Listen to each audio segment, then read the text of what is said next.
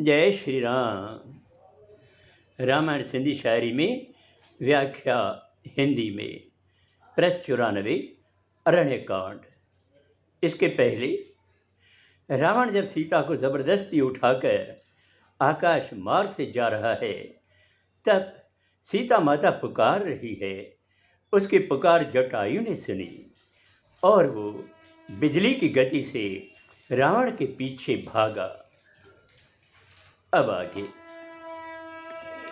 बहुत रावण वट ललकारे, जख्म कयाई चह बुमारे, जंग बिनी में आहे जारी, हम लोकन कबेते बारी। जटायु रावण को ललकार रहा है और जब वहाँ पहुँचता है तो अपनी चोंच से उनको जख्मी करता है। दोनों में लड़ाई जारी है और एक दूसरे पर हमले कर रहे हैं। रावण खेपो कावड़ आई, हुन तलवार तेज हलाई, पर कतराई बेवस थी प्यो, पुत जटायु हेठ गिरी प्यो। दोनों में युद्ध होता है। अब रावण को क्रोध आता है और क्रोध में उसने तलवार निकाली और जटायु के दोनों पंख काट डाले। अब जटायु जमीन पर गिर पड़ा। सीता सापो रथ खेका है, हल उबहरो घट डपना है, सीता बेवस थी सुडके थी, हरण शिकारी हत फत के थी। फिर सीता को लेकर वो अपने रथ को आगे बढ़ाने लगा। मन में रावण के भी बहुत डर लग रहा था और सीता बेवस होकर सिसक रही थी।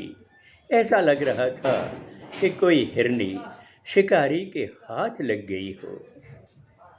बांदर पर्वत डाह डिसे थी, वस्त्र खड़ी तिन डे उछले थी, रावण सीता खड़ी वञे थो, बन अशोक में खेस रखे तो। सीता ने देखा पर्वत पर कुछ वानर हैं तो उसने अपने वस्त्र वहाँ फेंके। रावण सीता को लेकर अशोक वन में आता है और उसे वहाँ रखता है। होडे रघुवर लखन डिठोआ, मन में ॾाढो सोच कयो आ, त्याग अकेली जनक दुलारी, लक्ष्मण तो आज्ञा टारी।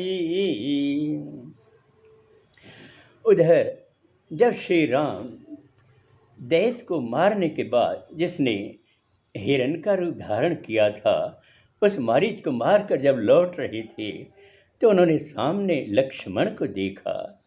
बड़ी सोच में पड़ गए और लक्ष्मण को कहा कि हे भाई, तुमने मेरी आज्ञा का उल्लंघन किया है और सीता को अकेला छोड़कर तुम जहाँ आए हो।